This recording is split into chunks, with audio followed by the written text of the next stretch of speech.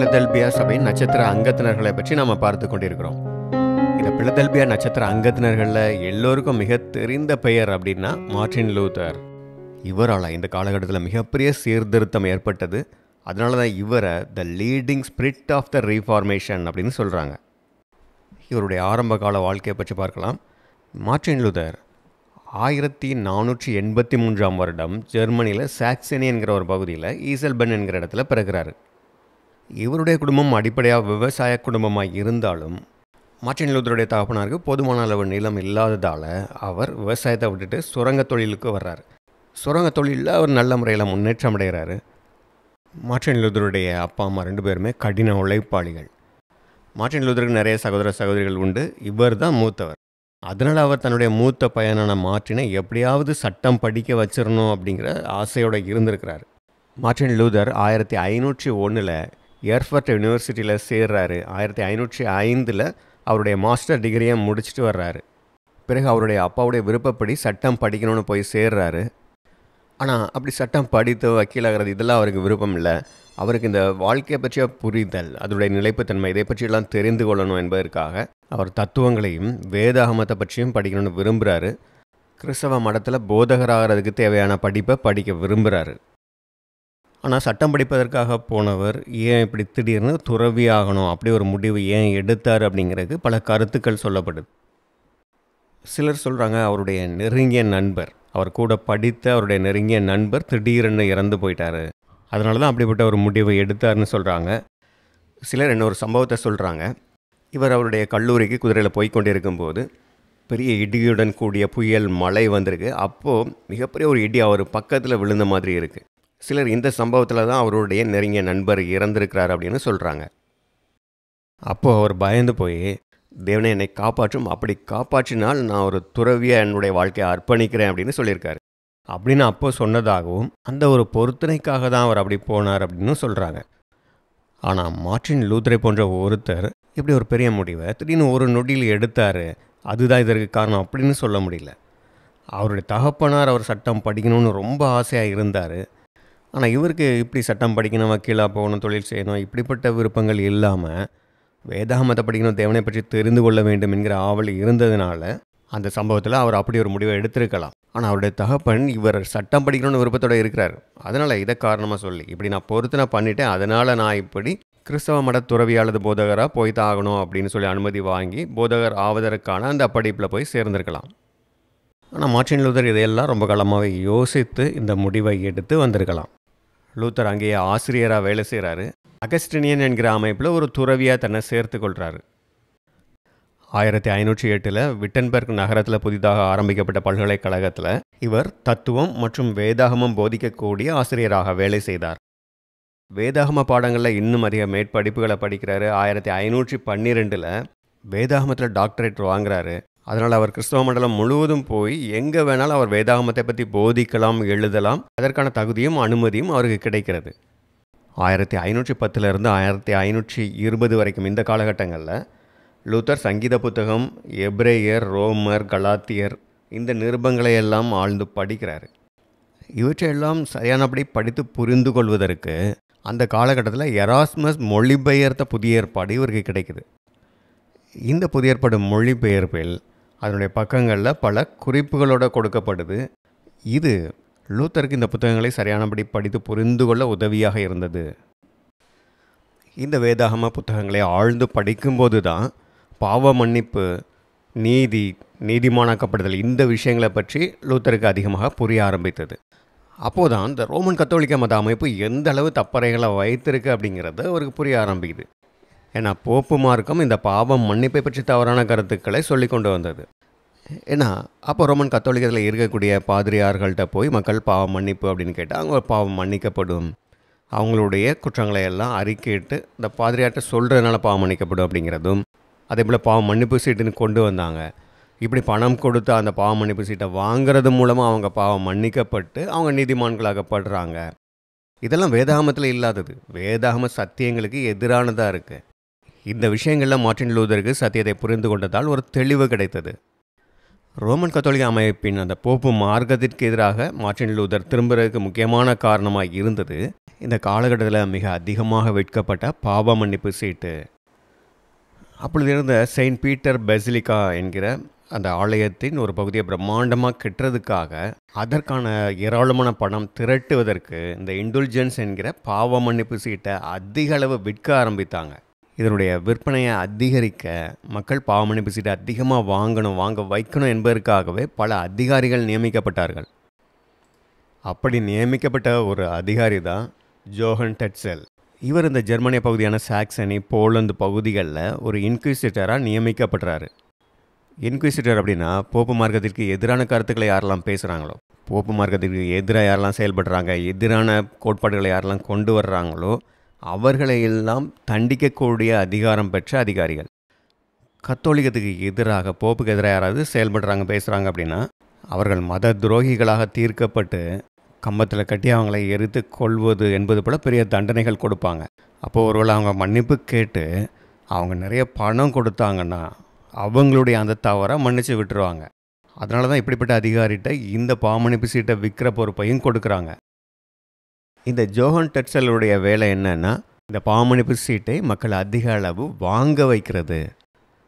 இவர்கள் ஒரு மிகப்பெரிய ஊர்வலமாக வீதி வீதியாக போய் இந்த பாவ மன்னிப்பு சீட்டை வாங்குங்க, அப்போ தான் அவங்களுக்கு பாவ மன்னிப்பு கிடைக்கும், அப்போ தான் நீங்கள் நரகம், உத்தரிப்பு ஸ்தலம் இது போன்ற அந்த பயங்கரமான இடத்துல இருந்து அங்கே இருக்கக்கூடிய சித்திரவதைகளில் இருந்தெல்லாம் தப்பி பரலோகத்துக்கு போக முடியும், இப்படி பிரச்சாரம் பண்ணாங்க. இது மட்டும் இல்லை, உயிரோடு இருக்கிறவங்களுக்கு பாவ மன்னிப்பு மட்டும் கிடையாது, இறந்து போனவர்களுக்கும் பாவ மன்னிப்பு சீட்டு மூலமாக விடுதலை கிடைக்கும் அப்படிங்கிறதையும் பிரச்சாரம் பண்ணாங்க.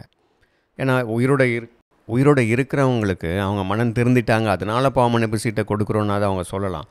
ஆனால் இறந்து போனவர்களுக்கு அப்போ அப்படி சொல்ல முடியாது இல்லையா? அப்போ அவங்களுடைய அந்த பிரச்சாரமே எப்படி இருந்ததுன்னா, நீங்கள் பணம் கொடுத்தா போதும், நீங்கள் பணத்தை கொடுத்து பாவ மன்னிப்பு சீட்டை வாங்கிட்டாலே உங்கள் குடும்பத்தில் உள்ளவங்களை தெரிந்தவர்கள் இறந்து போனவர்களுக்காக அந்த பாவ மன்னிப்பு சீட்டை வாங்கினாலே போதும், அவங்க இந்த உத்தரிப்பு ஸ்தலத்தில் சித்திரவதையை அனுபவித்து கொண்டிருந்தாலும் அவங்க விடுதலை அடைந்து பரலோகத்துக்கு போயிடுவாங்க. இதற்கு என்னவெல்லாம் சொல்லியிருக்கிறாங்கன்னு பாருங்கள். As soon as the coin in the coffer rings, the soul from the purgatory springs. அதாவது நீங்கள் காசு கொடுக்கும்போது அந்த காசு உண்டியலில் விழக்கூடிய அந்த சத்தம், அந்த கிளிங் என்கிற அந்த சத்தம் கேட்கும் பொழுது அவர்களுடைய ஆத்துமா அந்த உத்தரிப்பு ஸ்தலத்தில் இருந்து விடுதலை அடைந்து பரலோகத்துக்கு போயிடும், இப்படியெல்லாம் பிரச்சாரம் பண்ணாங்க. அப்போது பெரிய பெரிய செல்வந்தர்கள் அவங்க என்ன பாவம் செய்திருந்தாலும் காசு கொடுத்து இந்த பாவமன்னிப்பு சீட்டை வாங்கினா போதும், அவங்க பாவங்கள் எல்லாம் மன்னிக்கப்பட்டு அவங்க நீதிமானம் ஆயிடுறாங்க அல்லது புனிதராகிடுறாங்க. அப்போது இந்த கோட்பாடு எப்படிப்பட்ட ஒரு நிலையை உருவாக்குது? அவங்க எவ்வளவு அயோக்கியனாக இருந்தாலும் காசு கொடுத்து பாவமன்னிப்பு சீட்டை வாங்கினா போதும் அவங்க நீதிமானம் ஆயிடுறாங்க. ஆனால் கஷ்டப்பட்ட மக்களும் அவங்க பயந்துக்கிட்டு, அப்போது நம்ம ஏதோ பாவம் செஞ்சுருக்கோம், நம்ம உத்தரிப்பு ஸ்தலம் நரகத்துக்கெல்லாம் போயிடுவோமோ அப்படின்னு பயந்துக்கிட்டு அவங்கள்ட்ட இருக்கிற காசெல்லாம் கொடுத்து பாவமன்னிப்பு சீட்டை வாங்க நின்னாங்க. இதில் ரொம்ப வேடிக்கையான விஷயம் என்னென்னா, இனிமே செய்ய போகிற பாவங்களுக்கும் நீங்கள் பாவமன்னிப்பு சீட்டை வாங்கலாம். பாவம் செய்கிறதுக்கு அட்வான்ஸ் புக்கிங் பண்ணது மாதிரி இருக்குது. இனிமேல் நான் ஏதாவது பாவம் செய்ய போகிறேன் அல்லது செய்வேன் அப்படின்னு தெரிஞ்சால் அதுக்காகவும் முன்கூட்டியே பணத்தை கொடுத்து பாவமன்னிப்பு சீட்டை வாங்கலாம். அதாவது இந்த பாவ மன்னிப்பு சீட்டு விற்பனையை அதிகரிக்கிறதுக்கு இப்படியெல்லாம் சொல்லியிருக்கிறாங்க, இப்படியெல்லாம் விற்றாங்க. அப்படி இனிமேல் செய்ய போகிற பாவத்துக்கும் கூட இந்த பாவ மன்னிப்பு சீட்டை வாங்கியிருக்கிறாங்க. இப்படி இந்த ஜோஹன் டெட்செல் ஒரு பெரிய பணக்காரர்கிட்ட இருந்து ஏராளமான பணத்தை வாங்கியிருக்காரு. அதாவது இன்னும் அவர் செய்ய போகிற பாவத்துக்கு பாவமன்னிப்பு சீட்டை கொடுத்து ஏராளமான பணத்தை வாங்கியிருக்காரு அப்படின்னு மார்ட்டின் லூதர் குற்றம் சாட்டுறாரு. ஜோஹன் டெட்செல்லும் அதை தான் சொல்கிறாரு. ஆமாம், நீங்கள் அப்படி வாங்கிக்க முடியும், நீங்கள் மொத்தமாக பணத்தை கொடுத்து இனிமே செய்ய போகிற பாவங்களை மன்னிக்கிறதுக்கு கூட மொத்தமாக பணத்தை கொடுத்து பாவமன்னிப்பு சீட்டை வாங்கிக்கலாம் அப்படின்னு அவர் சொல்கிறார். ஆனால் இதில் ஒரு வேடிக்கையான விஷயம் நடந்தது. என்ன அப்படின்னா, ஜெர்மனில் லைப்சிக் நகரத்துக்கு அருகில் ஒரு பிரபு இந்த மாதிரி ஜோஹன் டெட்செல்கிட்ட அதிக பணத்தை கொடுத்து இனிமேல் செய்ய போகிற பாவத்துக்கும் சேர்த்து அவர் பாவமன்னிப்பு சீட்டை கேட்குறாரு. ஜோஹன் டெட்செல்லும் அதற்கான அந்த பாவமன்னிப்பு சீட்டை ஒரு கடிதத்தை அவர்கிட்ட கொடுக்குறாரு. ஆனால் டெட்செல் அந்த பணத்தோட லைப்சிக் நகரத்தை விட்டு கிளம்பியதும் இந்த பிரபு அவரை வழியில் மறித்து அவரை நல்லா அடின்னு அடித்து போட்டுட்டு அவர்கிட்ட இருக்கிற பணத்தையும் பிடுங்கிட்டு வெறுங்கையோடு அனுப்பிடுறாரு. அப்போ அந்த பிரபு என்ன சொல்கிறாருன்னா, இதுதான் நான் எதிர்காலத்தில் செய்ய போகிற பாவம்னு சொன்னது, இப்படி ஒன்று அடித்து போட்டு உன்ட்ட இருக்கிறதெல்லாம் பிடுங்கினேன் இல்லையா, இதற்காக தான் நான் எதிர்காலத்தில் செய்யக்கூடிய பாவத்துக்கு அப்படின்னு சொல்லி அந்த பாவமன்னிப்பு சீட்டை வாங்கினேன். அதனால் நான் பணம் கொடுத்து அந்த பாவமன்னிப்பு சீட்டை வாங்கியிருக்கேன். அப்போ அதன்படி நீங்கள் சொன்னபடியே இப்போ எனக்கு எந்த தண்டனையும் வரக்கூடாது, ஏன்னா நான் முன்கூட்டியே பாவமன்னிப்பு சீட்டு வாங்கிட்டேன்ல அப்படின்னு சொல்கிறாரு. அப்போது இந்த பிரபு இந்த பாவமன்னிப்பு சீட்டுங்கிற முறை எவ்வளோ அபத்தமாக இருக்குது, எவ்வளோ தவறாக இருக்குது அப்படிங்கிறத காட்டுறதுக்காக தான் இப்படி செஞ்சுருக்கிறாரு. அப்போ அந்த பகுதிக்கு ராஜாவாக இருந்த டியூக் ஜார்ஜ் அப்படிங்கிறவர் முதல்ல டெட்செல் அப்படி அடிச்சிட்டாங்க, பணத்தை பிடுங்கிட்டாங்க அப்படிங்கிறத கேள்விப்பட்டு கோபப்படுறாரு. ஆனால் நடந்த விஷயங்களை எல்லாம் கேள்விப்பட்ட பிறகு அந்த பிரபுவை அவர் தண்டிக்காமல் விட்டுறாரு. ஏன்னா இவங்க சொன்னபடி தானே அவர் செய்திருக்கிறாரு, பாவமன்னிப்பு சீட்டை முதல்ல வாங்கிட்டாரு, அதற்கான பாவத்தை தான், அந்த தப்பை தான் பின்னால் செஞ்சுருக்கிறாரு. அப்போது இவங்களால் அவரை ஒன்றும் செய்ய முடியாது.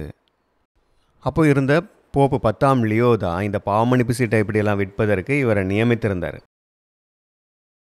இந்த காரியங்கள் எல்லாம் மார்ட்டின் லூதருடைய நீதியான கோபத்தை தூண்டியது. போப்பு மார்க்கத்திற்கு எதிரான அவருடைய அதிருப்தியை இன்னும் அதிகரித்தது. போப்பு மார்க்கத்தின் தப்பறைகளுக்கு எதிராக பேச ஆரம்பிக்கிறார். மார்ட்டின் லூதர் அவருடைய பிஷப்புக்கு எழுதின கடிதத்தில் தான் இந்த பாவமன்னிப்பு சீட்டுக்கு எதிரான காரியங்களை பட்டியலிடுறாரு. Disputation of power and efficacy of intelligence என்கிற அவருடைய இந்த ஆய்வுக்கட்டுரையில் தான் அவருடைய புகழ்பெற்ற போப்பு மார்க்கத்திற்கு எதிரான அந்த 95 தப்பறைகளை பட்டியலிடுகிறார். 1517ஆம் வருஷம் அக்டோபர் 31ஆம் தேதி மார்ட்டின் லூதர் போப்பு மார்க்கத்துக்கு எதிரான இந்த 95 சரத்துகளையும் எழுதி விட்டன்பர்க் ஆலயத்துடைய கதவுகளை ஆணி அடித்து வைக்கிறாரு. எல்லா மக்களும் வந்து பார்க்குறாங்க. இது ஐரோப்பா முழுவதும், கிறிஸ்தவ மண்டலம் முழுவதும் பெரிய அதிர்வலைகளை எழுப்புது. இது மிகப்பெரிய அளவில் சீர்திருத்தத்தை தீவிரமாக ஆரம்பித்து வைத்தது. இதனால் போப்பு 10ஆம் லியோ லூத்தரை ஒரு மத துரோகின்னு அறிவிக்கிறாரு. லூத்தர் இதெல்லாம் புறந்தள்ளிட்டு போப்பு மார்க்கத்துடைய மிகப்பெரிய தப்பறைகளெல்லாம் வெளிப்படுத்த ஆரம்பிக்கிறாரு. டிரான்ஸ்சப்ஸ்டான்சியேஷன் சொல்லக்கூடிய அந்த திருப்பலி பூஜை என்கிற தப்பறை, மனிதன் மரணத்தில் அழிந்து போகவில்லை, ஆத்மா அழியாது என்கிற தப்பறை, இதெல்லாம் வேதாகமத்துக்கு புறம்பானது அப்படிங்கிறத வெளிப்படுத்துகிறார். அதே போல் போப்புடைய ஆளுகை அதே தவறுன்னு சொல்கிறார். அவர் வானத்துக்கும் பூமிக்கும் ராஜாவாக இருக்கார், பூமியில் அவர் ஒரு தேவனாக இருக்கிறாரு என்றெல்லாம் உரிமை கோரினாங்க இல்லையா, அந்த அதிகாரத்தை எல்லாம் அவர் மறுக்கிறாரு. இதெல்லாம் போப்பு மார்க்கம் தங்களை உயர்த்தி கொள்வதற்கு, மக்களை ஏமாற்றுவதற்கு சொன்ன பொய்கள். இப்படி இந்த அமைப்பு பெருமையானவைகளை பேசக்கூடிய வாயை உடையதாக இருக்குது. தானியேல் 7:8 நீங்கள் இதை பற்றி படிக்கலாம். அந்த கொம்புகளை நான் கவனித்திருக்கையில், இதோ அவைகளுக்கு இடையிலே வேறொரு சின்ன கொம்பு எழும்பிற்று. அதற்கு முன்பாக முந்தின கொம்புகளில் 3 பிடுங்கப்பட்டது. இதோ அந்த கொம்பிலே மனுஷ கண்களுக்கு ஒப்பான கண்களும் பெருமையானவைகளை பேசும் வாயும் இருந்தது. ஒரு சின்ன கொம்பு முளைத்து அது பெரியதாக வளர்ச்சி அடைகிறது. அதில் கண்களும் பெருமையான விஷயங்களை பேசக்கூடிய வாயும் இருந்ததாக சொல்லப்பட்டிருக்கு. இந்த வசனங்கள் மூலமாக அப்போ இந்த பெருமையானவைகளை பேசக்கூடிய கொம்பு தான் இந்த போப்பு மார்க்கம். அப்போ போப்பு மார்க்கம் தான் போலி கிறிஸ்து என்கிற அந்த அந்தி கிறிஸ்துவாக இருக்கிறது என்பதை அவர் கண்டு கொண்டார். தமிழில் அந்தி கிறிஸ்துன்னு இருக்கும், ஆங்கிலத்தில் ஆன்டி கிரைஸ்ட்னு இருக்கும். இது கிரேக்க வார்த்தை. கிரேக்க வார்த்தையில் ஆன்டி கிரைஸ்ட் அப்படின்னு சொல்லும்போது, ஆன்டி அப்படிங்கும்போது போலி அல்லது எதிரான என்கிற கருத்தை கொடுக்குது. இந்த அமைப்போ அதில் உள்ளவங்களோ பரிசுத்தவான்கள் கிடையாது. ஆனால் இந்த அமைப்பு பரிசுத்தவான்களை, தேவனுடைய பிள்ளைகளை ஒடுக்கக்கூடிய அமைப்பாக இருக்கிறது. ஆனால் இவர்கள் தங்களை பெரிய பரிசுத்தவான்களாக காட்டிக்கொள்கிறார்கள். ராஜாக்களுக்கும் மேலாக தங்களை உயர்த்தி கொள்கிறாங்க. பூமியில் தங்களை தேவனாகவே உயர்த்தி கொண்டு தேவனுடைய பிரதிநிதியாகவே தங்களை காட்டிக்கொண்டார்கள். இவர்கள்ட்ட சத்தியம் இல்லை, ஆனால் சத்தியத்துக்கு நேர் எதிரான காரியங்களை செய்கிறாங்க. அவர்களுடைய ஆலயத்துக்கு, சபைக்கு பணத்தை சேகரிக்கிறதுக்காக நீங்கள் எங்களுக்கு காசு கொடுத்தீங்கன்னா உங்களுடைய பாவத்தெல்லாம் நாங்கள் மன்னிச்சிருவோம் அப்படின்னு ஒரு திட்டத்தை கொண்டு வந்திருக்கிறாங்க. அப்போ காசு இருந்தால் போதும், என்ன பாவம் வேணால் செஞ்சுக்கலாம், ஏன்னா என்னனாலும் செஞ்சுட்டு அப்புறம் காசு கொடுத்தா போதும், அவங்க பாவத்தெல்லாம் மன்னிச்சிருவாங்க. அப்போ இவ்வளவு சீர்கேடான காரியங்களை செய்து கொண்டு தங்களை கிறிஸ்துடைய பிரதிநிதின்னு வேற சொல்லிக்கிறாங்க. ஆனால் சத்திய போதனைகளுக்கும் கிறிஸ்துடைய செயல்பாடுகளுக்கும் நேர் எதிராக இவங்க செயல்படுறாங்க. அதனால தான் மார்ட்டின் லூதர் இவர்கள் கிறிஸ்துவுக்கு எதிரானவர்கள், போலி கிறிஸ்து, இந்த போப்பு மார்க்கம் தான் அந்தி கிறிஸ்து அமைப்பு என்று சொல்லி புத்தகமை எழுதினார். இப்படி ஒரு போப்புக்கு எதிராகவே குற்றம் சாட்டியதால் இவரை விசாரணைக்கு கூப்பிடுறாங்க. ஜெர்மனியுடைய அரசர் 5ஆம் சார்லஸ் 1521ஆம் வருடம் ஜனவரி 28 இருந்து மே 25 வரைக்கும் ஒரு கவுன்சிலை கூட்டுறாரு.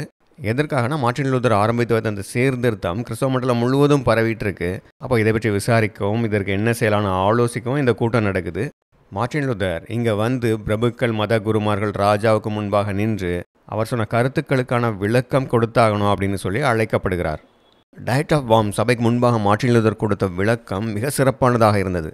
ஏன்னா ராஜாவுக்கும் பிரபுக்கள், மதகுருமார்களுக்கும் முன்பாக நின்று அவ்வளவு தைரியமாக பேசினார். போப்பு மார்க்கத்துக்கு எதிர்த்து நின்றவர்களை அடியோடு அழித்திருக்கிறது. அவ்வளோ வல்லமை உள்ளவர்களாக இருந்தாங்க. ராஜாக்கள் அவங்க பக்கம் இருக்கிறாங்க. இப்போ மார்ட்டின் லூதர் போப்பு மார்க்கத்துக்கு எதிரான கருத்துக்களை அங்கே சொல்லும்போது கண்டிப்பாக அந்த எதிர் விளைவுகள் வரலாம். ஆனால் மார்ட்டின் லூதர் கொஞ்சமும் பயப்படலை. ரொம்ப உறுதியாக சத்தியத்துக்காக அங்கே நின்றார். ஆனால் அதே நேரத்தில் மனத்தாழ்மையோடு அவருடைய விளக்கங்களை சொன்னார். இவர் கிறிஸ்தவத்துக்கு எதிரான காரியங்களை சொல்கிறாரு, இவருடைய கருத்துக்கெல்லாம் தவறு, அதெல்லாம் திரும்ப பெற்றுக்கொள்ள வேண்டும் அப்படின்னு சொல்லப்படும் போது அவர் ரொம்ப உறுதியாக இறுதியாக சொன்ன விஷயம் என்ன அப்படின்னா, வேத வசனங்களாலும் தெளிவான காரணங்களாலும் இதுதான் சரியானது அப்படின்னு நிரூபிக்கப்பட்டால் ஒழிய நான் என்னுடைய கருத்துக்களை தவறுன்னு ஒத்துக்கொள்ள முடியாது. போப்பு மார்க்கம் மற்றும் கிறிஸ்தவ சபைகளுடைய கொள்கைகள், கோட்பாடுகளை நான் ஏற்றுக்கொள்ள முடியாது. ஏன்னா அவர்களுடைய கோட்பாடுகளில் ஏராளமான தப்பறைகள் இருக்கிறதும் அவர்களுடைய கோட்பாடுகளே ஏராளமான முரண்பாடுகள் இருக்கிறதும் எல்லாருக்கும் தெரிஞ்ச விஷயந்தான். நான் மேற்கோள் காட்டிய வேதாகம வசனங்கள் தான் என்னை கட்டுப்படுத்துகிறது. தேவனுடைய வார்த்தைகள் தான் என்னுடைய மனச்சாட்சியை கட்டுப்படுத்துகிறது. இது தவிர வேற எந்த விஷயங்களாலும் அல்லது யாராலும் நான் சொன்ன காரியங்கள் தவறு அப்படின்னு நான் ஒத்துக்கொள்ளவும் முடியாது, ஒத்துக்கொள்ளவும் மாட்டேன். ஏன்னா மனச்சாட்சிக்கு விரோதமாக செயல்படுவது தவறு. அதனால் தேவன் தாமே எனக்கு உதவி செய்வாராக. இப்படி அவர் சத்தியத்திற்காக மிக தெளிவாக உறுதியாக பதிலளித்தார். இதற்கு பிறகு லூத்தருக்கு என்ன தண்டனை கொடுக்கலாம் என்பதை பற்றி ஒரு 5 நாட்கள் ஆலோசித்து பிறகு அரசர் எடிக்ட் ஆஃப் வார்ம் என்கிற அறிக்கையை வெளியிடுறாரு. அதன்படி லூத்தரை அவர்கள் ஒதுக்கி வைக்கப்பட்டவராக அறிவிக்கிறாங்க. இப்போது 10ஆம் லியோ லூத்தரை எக்ஸ்கம்யூனிகேட் பண்ணுறாரு. ஆனால் லூத்தர் போப்புடைய அந்த புல்லை மக்கள் முன்னிலையிலேயே எரித்து போப்பு மார்க்கம் தான் அந்தி கிறிஸ்து அப்படின்னு அறிவிக்கிறார். லூத்தருடைய எழுத்துக்கள், போதனைகள் எல்லாம் தடை செய்யப்படுகிறது. அவருக்கு உணவோ இருப்பிடமோ யாரும் எந்த விதத்துலையும் கொடுக்கக்கூடாதுன்னு அறிவிக்கிறாங்க. இப்படி அரசாலும் மதத்தாலும் ஒதுக்கி வைக்கப்பட்டதால் யார் வேண்டுமானாலும் லூத்தரை கொலை செய்யலாம். அப்படி செய்வதால் அவங்க மேலே எந்த தண்டனையும் வராது. ஆனால் லூத்தருடைய இந்த சத்திய கருத்துக்கள் ஐரோப்பா முழுவதும் பரவியது. சீர்திருத்தம் வேகமாக பரவி கொண்டிருந்தது. அதனால் ரோமன் கத்தோலிக்க தப்பறைகளுக்கு எதிரான முடிவை பலரை எடுக்கிறாங்க. அதனால் பல பிரபுக்களும் கூட லூத்தருக்கு ஆதரவு கொடுத்தாங்க. அப்படி ஆதரவு கொடுத்த ஒரு பிரபு தான் 3ஆம் ஃப்ரெட்ரிக் என்பவர். போப்பு மார்க்கத்துக்கு எதிராக லூத்தர் செயல்பட்டதுனால அவர் எந்த நேரமும் கொல்லப்படலாம். வாம் நகரத்தின் கூட்டம் நடந்த பிறகு லூத்தர் திரும்பி வர்றாரு. ஆனால் அப்போ அவர் காணாமல் போயிடுறாரு. ஆனால் இது திட்டமிட்டு செயல்படுத்தப்பட்ட ஒன்று. லூத்தருக்கு ஆதரவாக செயல்பட்ட 3ஆம் ஃப்ரெட்ரிக் தான் அவர் திரும்பி வரும்போது அவரை கொண்டு போய் வார்பாக் கோட்டையில் பாதுகாப்பாக வைக்கிறாரு. அந்த வார்பாக் கோட்டையில் இருந்து தான் அவர் புதிய ஏற்பாட்டை ஜெர்மன் மொழியில் மொழிபெயர்க்கக்கூடிய அந்த வேலையை செய்தார். இவர் வேதாகமத்தை மொழிபெயர்த்தது மிக சிறப்பான ஒரு விஷயம். ஏன்னா அந்த காலகட்டங்களில் மொழிபெயர்ப்பு என்பது லத்தீன் வல்கேட் வேதாகமத்தில் இருந்து தான் மொழிபெயர்ப்பாங்க. ஆனால் லூத்தர் அந்த காலத்திலேயே வேதாகமம் எழுதப்பட்ட மூல மொழிகளில் இருந்து மொழிபெயர்த்திருக்கிறார். எராஸ்மஸுடைய கிரேக்க புதிய ஏற்பாட்டில் இருந்தும் எப்ரேயர்களுடைய பழைய ஏற்பாடு, எப்ரேயில் இருக்கக்கூடிய பழைய ஏற்பாட்டில் இருந்தும் மொழிபெயர்த்தார். அப்போது ஐரோப்பாவில் சாதாரண மக்கள் வேதாகமம் படிக்கும்படி அவர்களுடைய மொழிகளில் மொழிபெயர்க்கப்படாமல் தான் இருந்தது. லத்தீனில் தான் இருக்கும். அப்போது ரொம்ப படித்தவங்க தான் லத்தீன் தெரிந்திருப்பாங்க. அவங்க மட்டும்தான் வேதாகமத்தை படிக்க முடியுங்கிற நிலை இருந்தது. லூத்தருடைய நோக்கமே சாதாரண மக்கள் வேதாகமம் படிக்கும்படியாக செய்யணும். அப்போ அவங்க பேசுகிற பாஷையில் மொழிபெயர்க்கணும். அதனால தான் அவர் சந்தை வெளிகளுக்கெல்லாம் போய் அங்கே சாதாரண மக்களை பார்த்து தாய்மார்கள்ட்ட பேசி எப்படிப்பட்ட ஜெர்மன் பாஷையில் அதை மொழிபெயர்க்க வேண்டும் என்பதை அறிந்து கொள்ள அவர்கள் என்ன விதமான ஒரு பாஷையில் பேசுகிறாங்க, என்ன விதமான ஜெர்மனிய வார்த்தைகளை பயன்படுத்துகிறாங்க அப்படிங்கிறத புரிந்து கொள்கிறாரு. இவருடைய இந்த மொழிபெயர்ப்பு வேலை என்பது ஜெர்மனிய மொழிக்க ஒரு பெரிய சேவையை செய்திருக்குன்னு சொல்கிறாங்க. அதே போல் எப்ரேய பாஷையில் சரியானபடி மொழிபெயர்ப்பதற்கு சந்தைகளில் யூதர்களை போய் நேரடியாக பார்த்து ஆசரிப்பு கூடாரத்தில் அந்த பலிகளை பற்றிலாம் விவரித்து எழுதணும் இல்லையா? ஸோ அதற்காக அந்த மாட்டை வெட்டி அதனுடைய பாகங்களை காட்டி அதனுடைய சரியான எப்ரேய வார்த்தை, அதனுடைய அர்த்தங்களை தெரிந்து கொண்டு அப்படி மொழிபெயர்த்திருக்கிறாரு. அப்படி இதற்காக இவ்வளோ முயற்சிகள் எடுத்ததுனால தான் அந்த மொழிபெயர்ப்பு மிக சிறந்ததாக இருந்தது. இதனால் சாதாரண ஜெர்மனிய மக்களும் வேதாகமம் படிப்பதற்கான வாய்ப்பு ஏற்பட்டது. இதற்கு பிறகு தான் 1611 தான் ஆங்கிலத்தில் கிங் ஜேம்ஸ் வெர்ஷன் வந்தது. அப்போது சாதாரண மக்களும் தேவன் என்ன சொல்லியிருக்கிறார் என்பதை வேதாகமத்தை படித்து நேரடியாகவே தெரிந்து கொள்ளலாம். அப்போ தான் மக்களுக்கு இந்த கிறிஸ்தவ மத அமைப்புகள், அதனுடைய போதகர்கள் சொல்லக்கூடிய காரியங்கள் வேதாகமத்திலிருந்து எவ்வளோ முரண்பட்டிருக்கு, அவங்க வேதாகமத்தில் இல்லாதது என்னெல்லாம் சொல்கிறாங்க அப்படின்னு தெரிந்து கொள்ள முடியும். அப்போ மக்கள் கேள்வி கேட்க ஆரம்பிப்பாங்க. அதற்கு பிறகு மக்களை ஏமாற்ற முடியாது. அப்போ கத்தோலிக்க மத குருமார்கள், போப்பு மார்க்கத்துடைய அந்த அதிகாரமே அங்கே ஆட்டங்கன்றோம். அதனால தான் கத்தோலிக்க மத அமைப்பு இந்த வேதாகம மொழிபெயர்ப்புகளுக்கு பல தடைகளை கொண்டு வந்தாங்க. 1163 3ஆம் போப் அலெக்சாண்டர் வேதாகமத்தை மொழிபெயர்க்கவும் சாதாரண மக்கள் அதை படிக்கக்கூட தடை விதித்திருந்தார். 1536 வில்லியம் ட்ரிண்டேல் வேதாகமத்தை ஆங்கிலத்தில் மொழிபெயர்த்தார் என்பதற்காக அவரை கம்பத்தில் கட்டி வைத்து எரித்து கொன்றார்கள். ஆனால் இதே காலகட்டத்தில் மார்ட்டின் லூதர் 1522 புதிய ஏற்பாட்டை அச்சிடுறாரு. 1534 முழு வேதாகமமும் மொழிபெயர்க்கப்பட்டு அச்சிடப்பட்டது. வேதாகமத்தை மொழிபெயர்க்கிற இந்த காலகட்டத்தில் ஐரோப்பா முழுவதும் அச்சு இயந்திரங்கள் பரவி இருந்தது. அதனால் வேதாகமங்களை அச்சிட்டு அதிக பிரதிகள் விநியோகம் பண்ண முடிந்தது. லூத்தர் மரித்த 1546 முன்பாகவே முழு வேதாகமமாக 5 லட்சம் பிரதிகள் அச்சிடப்பட்டு விநியோகம் பண்ணப்பட்டது. அதனால் கண்டிப்பாக மார்ட்டின் லூதரை அமைதியாக்கிறணும் அல்லது ஒழித்து கட்டிவிட வேண்டும் என்று தான் போப்பு மார்க்கமும் அதற்கு ஆதரவானவர்களும் நினைத்திருப்பாங்க. ஆனாலும் அப்பொழுது போப்பு மார்க்கத்துக்கு எதிரானவர்கள் சீர்திருத்த அமைப்புகள் பக்கம் சேர்ந்து கொண்டதுனால அவர்கள் மூலமாக மார்ட்டின் லூதருக்கு ஒரு பாதுகாப்பு கிடைத்தது. அரசாங்கம், போப்பு மார்க்கம் இதெல்லாம் மார்ட்டின் லூதருடைய அந்த சீர்திருத்த கருத்துக்களுக்கும் அதை பின்பற்றியவர்களுக்கும் எதிராக இருந்ததுனால அதில் இருந்து தப்பணும்னா, அந்த சீர்திருத்த இயக்கங்கள் நசுக்கப்படாமல் இருக்கணும்னா அதற்கு பிரபுக்களுடைய ஆதரவு தேவை அப்படிங்கிற ஒரு முடிவுக்கு வர்றார்.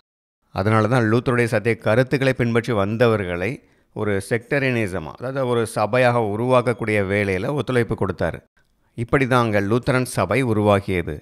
அதே நேரத்தில் மார்ட்டின் லூதர் மற்ற சீர்திருத்தவாதிகள் கொண்டு வந்த சில சத்தியங்களை ஏற்றுக்கொள்ளவில்லை, அதை எதிர்த்தார். விசுவாசத்தால் நீதிமானாக்கப்படுதல் என்கிற அந்த சத்தியத்தை சரியாக புரிந்து கொண்டு இந்த கோட்பாட்டை அவர் கொடுத்தாரு. இது மிக முக்கியமானது. ஏன்னா போப்பு மார்க்கத்துடைய அந்த பாவமன்னிப்பு சீட்டு இது போன்ற காரியங்களை எதிர்க்கவும், இதனால் போப்பு மார்க்கம் தான் ஒரு போலி கிறிஸ்தவ அமைப்பாக இருக்கிறது என்பதை வெளிக்கொண்டு வந்து புராட்டஸ்டன்ட் சீர்திருத்த இயக்கங்கள் உருவாவதற்கு மிக முக்கியமான காரணமாக இருந்தார். அதனால் விசுவாசத்தால் நீதிமானாக்கப்படுதல் என்கிற இந்த சத்திய கோட்பாடு மிக முக்கியமானது, அந்த காலகட்டத்திற்கு மிக தேவையானதாக இருந்தது. ஏன்னா அப்போ கிறிஸ்துவ மண்டலத்தில் ரோமன் கத்தோலிக்கர்கள் அவங்களுடைய செயல்பாடுகள் மூலமாக ஒருத்தன் நீதிமானம் ஆகிறதா காட்டிகிட்டு இருந்தாங்க. நீ இந்த காரியங்கள், இந்த சடங்காச்சாரங்கள் அல்லது இந்த பொருத்தனையை செய்தால் அதனால் உனக்கு இந்த ஆசீர்வாதங்கள் கிடைக்கும், இந்த பாவங்கள் எல்லாம் மன்னிக்கப்பட்டுரும், நீதிமானாகி விடுகிறாய் என்று இப்படி ஒரு வெளிப்படையான செயல்பாடுகள் மூலமாக ஒரு மனிதன் நீதிமானாகிறான் என்கிற கருத்து தான் இருந்தது. ஆனால் அப்போஸ்தலர் பவுல் ரோமர் புத்தகத்தில் நீதிமானாக்கப்படுதலையும் தேவனுடைய கிருபையை பற்றியும் எழுதியிருப்பதை சரியாக புரிந்து கொண்டு நீதிமானாக்கப்படுதலை பற்றிய தெளிவான கோட்பாட்டை கொடுத்தார்.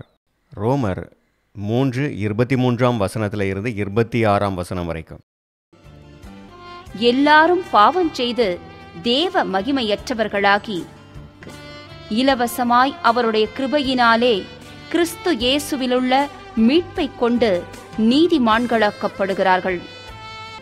தேவன் பொறுமையாயிருந்த முற்காலத்தில் நடந்த பாவங்களை தாம் பொறுத்து கொண்டதை குறித்து தம்முடைய நீதியை காண்பிக்கும் பொருட்டாகவும், தாம் நீதியுள்ளவரும் இயேசுவினிடத்தில் விசுவாசமாயிருக்கிறவனை நீதிமானாக்குகிறவருமாய் விளங்கும்படி இக்காலத்திலே தமது நீதியை காண்பிக்கும் பொருட்டாகவும் கிறிஸ்து இயேசுவினுடைய இரத்தத்தை பற்றும் விசுவாசத்தினாலே பலிக்கும் கிருபாதார பலியாக அவரையே ஏற்படுத்தினார். ஒரு பாவியை மன்னிக்கிறது தேவன்தான். அவர்தான் அவனை மன்னித்து அவனை நீதிமானாக கருதுகிறார். எப்போன்னா அவன் கிறிஸ்துடைய ஈடுபலி மேலே வைக்கிற அந்த விசுவாசத்தால் அவனை நீதிமானாக கருதுகிறார். அப்போது இப்படி நம்முடைய பாவங்கள் மன்னிக்கப்பட்டு நாம் நீதிமானாக கருதப்படுவது தேவன்கிட்டேருந்து வரக்கூடிய ஒரு கிருபை தான். அவர் தான் கிருபையாக நம்மை மன்னித்து நீதிமானாக கருதுகிறார். நம்முடைய செயல்களால் நாம் நீதிமானாக்கப்படலை, தேவனுடைய கிருபையினால் தான் நாம் நீதிமானாக்கப்பட்டிருக்கிறோம். அது நம்முடைய வேறு எந்த செயல்கள் மூலமாக இல்லை, நம்மிடம் இருக்கக்கூடிய விசுவாசத்தினால் மட்டும்தான். இப்படி ஜஸ்டிஃபிகேஷன் பை ஃபெய்த் அலோன் என்கிற அவருடைய இந்த கோட்பாட்டை on the bondage of the will என்கிற அவருடைய புத்தகத்தில் எழுதி 1525 வருடம் வெளியிட்டார். இந்த காலகட்டத்தில் திரும்பவும் லூத்தர் விட்டன்பர்க் நகரத்துக்கு வர்றாரு. அங்கே அவருடைய அந்த லூத்தரன் சபையை கவனிக்கிறது, அவர்களுக்கு போதகம் பண்ணுறது, இப்படி அவருடைய ஊழியத்தை செய்து கொண்டிருந்தார். 1300லேருந்து 1500 வரை உள்ள காலகட்டங்களில் விவசாயிகளுடைய புரட்சி என்பது நடந்து கொண்டிருந்தது. இந்த காலகட்டங்களில் அவங்களுக்கு போதுமான அளவு கூலி கிடைக்கல, அவங்களால பிழைக்க முடியலை அப்படின்னு சொல்லி அவங்க பிரபுக்களுக்கு எதிராகவும் மத குருமார்களுக்கு எதிராகவும் மிகப்பெரிய அளவில் புரட்சி செய்தாங்க. அது வன்முறை போராட்டமாக இருந்தது. லூத்தர் விவசாய குடியானவர்களுடைய கஷ்டங்களை புரிந்து கொண்டிருந்தாலும் அவர்கள் வன்முறையில் ஈடுபடுவதை விரும்பலை. லூத்தர் இந்த விவசாய குடியானவர்களுக்கு ஆதரவாக கத்தோலிக்க மத அமைப்பு, அதில் உள்ள பிரபுக்கள், இவர்களுடைய ஒடுக்குமுறைகளுக்கு எதிராக பல கைப்பிரதிகளை எழுதி வெளியிட்டார். இதில் அவர்கள் விடுதலை அடையணும், அவர்களுக்கான உரிமைகள் கொடுக்கப்படணும் என்கிற இந்த வார்த்தைகளை அவங்க தவறாக புரிஞ்சுக்கிட்டு இந்த பிரபுக்களுக்கும் கிறிஸ்தவ சபை அமைப்புகளுக்கும் எதிரான வன்முறை போராட்டத்தை கொண்டு வந்தாங்க. இந்த வன்முறை தாக்குதல்களில் பல மடாலயங்கள், தேவாலயங்கள், நூலகங்கள் எல்லாம் எரிக்கப்பட்டது. ப்ராட்டஸ்டன்ட் ரிஃபார்மேஷனை சேர்ந்தவங்க, லூத்தர் சபையை சேர்ந்தவங்க கூட இந்த விவசாயிகளுடைய வன்முறை போராட்டத்தில் பங்கெடுத்தாங்க. அப்போது இப்படிப்பட்ட வன்முறையில் ஈடுபடுவது தவறு, அப்படி வன்முறையில் ஈடுபடுவது சாத்தானுடைய பக்கம் செல்வதாகும் அப்படின்னு சொல்லி வன்முறையில் ஈடுபடுவதை எதிர்த்தார். இப்படி லூத்தர் வன்முறை போராட்டத்துக்கு ஆதரவாக இல்லைன்னு தெரிஞ்சுக்கிட்டு லூத்தரன் சபையை சேர்ந்த பலரும் இந்த வன்முறை போராட்டத்தை கைவிட்டாங்க. ஆரம்பத்தில் லூத்தர் நான் திருமணம் செய்து கொள்ள மாட்டேன் அப்படின்னு முடிவெடுத்திருந்தார். ஏன்னா அவர் அரசாங்கத்தால் மத விரோதி, சட்ட விரோதமான காரியத்தை செய்கிறவர் என்று அறிவிக்கப்பட்டிருந்தார். அதனால் மத துரோகி என்று சொல்லி யாராலும் அவர் கொல்லப்படலாம். அதனால தான் நான் திருமணம் செய்து கொள்ள முடியாது அப்படின்னு சொல்லியிருந்தார். ஆனால் பிறகு 1523 அவர் திருமணம் செய்து கொள்கிறார். அவரை காப்பாற்றுவதில் உதவி செய்த கன்னியாஸ்திரிகளில் ஒருத்தராக இருந்த கேத்தரின் வான் போரா என்பவரை திருமணம் செய்து கொள்கிறார்.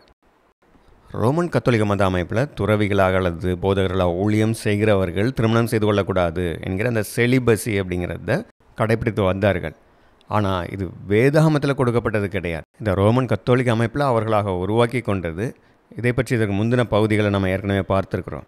லூத்தர் காலத்தில் ஏற்பட்ட இந்த மிகப்பெரிய சீர்திருத்தங்களுக்கு பிறகு, லூத்தர் திருமணம் செய்து கொண்ட பிறகு அது பெரிய ஒரு மாற்றத்தை ஏற்படுத்தியது. சீர்திருத்த அமைப்பில் உள்ள மத துறவிகள், ஊழியம் செய்யக்கூடியவர்கள் எல்லோருமே இதற்கு பிறகு திருமணம் செய்து கொள்ள ஆரம்பித்தார்கள். லூத்தருடைய திருமண வாழ்க்கை இந்த சீர்திருத்த அமைப்பில் உள்ளவர்களுக்கு ஒரு முன்மாதிரியாக இருந்தது. திருமணம் செய்யும்போது லூத்தருக்கு 41 வயது. அவருக்கு பல குழந்தைகள் பிறந்தது. இவர்களுடைய திருமண வாழ்க்கையில் பல பொருளாதார பிரச்சனைகள், பணத்தட்டுப்பாடுலாம் இருந்தாலும் அவருடைய திருமண வாழ்க்கை மகிழ்ச்சியானதாக தான் இருந்தது. இவருடைய சமகால சத்திய சகோதரர்களான சீர்திருத்தவாதிகள் ஸ்விங்லி, ஹப்மேயர் இவர்கள் கொடுத்த சில சத்தியங்களை லூத்தர் ஏற்றுக்கொள்ளவில்லை. விசுவாசத்தால் நீதிமானாகுதல் போன்ற முக்கியமான சத்தியங்களை கொடுத்திருந்தாலும் இயேசு கிறிஸ்து கடைசி ராப்போஜனத்தில் ஏற்படுத்திய அந்த அவரை பற்றிய நினைவு கூறுதல், அந்த அப்பம் பிட்குதல், இந்த காரியங்களில் அந்த திருப்பலி பூஜை போன்ற அந்த கருத்துக்களில், பாரம்பரியமாக வந்த அந்த கருத்துக்களில் கொஞ்சம் சார்ந்திருந்தார். ஆனால் ஸ்விங்லி அதில் மிக சரியான சத்தியங்களை கொடுத்தார். அதேபோல் ஹப்மேயர் சபை மற்றும் அரசாங்கம் இது தனித்து தான் இருக்கணும், சபை அரசாங்க விஷயங்களை தலையிடுறது, அங்கே ஆளுகை செய்கிறது, இதில் இருந்து விலகி தான் இங்கே இருக்கணும் என்கிற அந்த கருத்தோடு இருந்தார். ஆனால் லூத்தர் அவருடைய இயக்கம் தடைபடாமல் இருக்க, அது நசுக்கப்படாமல் இருக்கிறதுக்காக சீர்திருத்தத்திற்கு ஆதரவாக இருந்த சில பிரபுக்கள், அவர்களுடைய அரசாங்கம் இவர்களுக்கு கொஞ்சம் ஒத்துப்போய் அவர்களுடைய தயவை பெற்றுக்கொண்டார். இப்படி சில சிறிய குறைகள் இருந்தாலும் கூட மார்ட்டின் லூதர் அவருக்கு கிடைத்த சத்தியத்திற்கு மிக உண்மையாக இருந்தார். அதற்காக மிகுந்த தைரியத்தோடு போராடினார். எப்படி அப்போஸ்தலர் பவுலை இவன் கொலை செய்யப்பட வேண்டியவன் அப்படின்னு சொல்லி அகிரிப்பா ராஜாவுக்கு முன்னால் நிறுத்தும் போது பரிசுத்த பவுல் அகிரிப்பா ராஜாவுக்கு முன்பாக ரொம்ப தைரியமாக நின்று சத்தியத்தை குறித்து அங்கே சாட்சி கொடுப்பார். அதே போல் இங்கே இந்த டயட் ஆஃப் ஃபார்மில் லூத்தர் ஹோலி ரோமன் எம்பையர் ராஜாவுக்கு முன்பாகவும் போப்பு மார்க்கத்துடைய பிரதிநிதிகளுக்கு முன்பாகவும் நின்று சாட்சி சொல்கிறார். அங்கே கேள்வியே, நீங்கள் சொன்னதெல்லாம் தவறுன்னு ஒத்துக்கிறீங்களா இல்லையா என்பது தான். நான் சொன்னது தவறு அப்படின்னு பின்வாங்கிட்டு அவரை விட்டுருவாங்க. இல்லைன்னா அவரை மத துரோகின்னு குற்றம் சாட்டி கம்பத்தில் கட்டி வைத்து எரித்து கொன்று விடலாம். ஆனாலும் லூத்தர் வேத வசனங்களுக்கு தான் நான் கீழ்ப்படிய முடியும், அப்போது இதுதான் என்னுடைய நிலை, இதில் இருந்து என்னால் மாற்றிக்கொள்ள முடியாது அப்படின்னு ரொம்ப தைரியமாக சொன்னது வரலாற்றின் புகழ்பெற்ற உரைகளில் இதுவும் ஒன்றாக கருதப்படுகிறது. அவருடைய சன்மார்க்க நெறி சத்தியத்திற்காக அறிவுபூர்வமாக செயல்பட்டது. சத்தியங்களை கொடுத்து பெரிய அளவில் சீர்திருத்தத்தை கொண்டு வருவதில் நடைமுறையில் மிக வெற்றிகரமாக செயல்படுத்தி காட்டியது. இந்த சிறப்பியல்புகள் எல்லாம் அவரை ஒரு மிகச்சிறந்த நட்சத்திர அங்கத்தினராக நிறுத்தி இருக்கிறது. அதனால தான் வரலாற்றிலும் எல்லோருக்கும் தெரிந்த மிக முக்கியமான ஒரு நபராக இருக்கிறார். தொடர்ந்து நாம் அடுத்த பகுதிகளில் இவருடைய சமகால சீர்திருத்தவாதிகளான ஸ்விங்லி, ஹப்மேயர் இவர்களை பற்றி பார்க்கலாம். இந்த உன்னதமான சத்தியங்களை கொடுத்த சர்வ வல்லமையுள்ள தேவனுக்கும் நம்முடைய இரட்சகராகிய இயேசு கிறிஸ்துவுக்கும் மகிமையும் கனமும் உண்டாவதாக. ஆமேன்.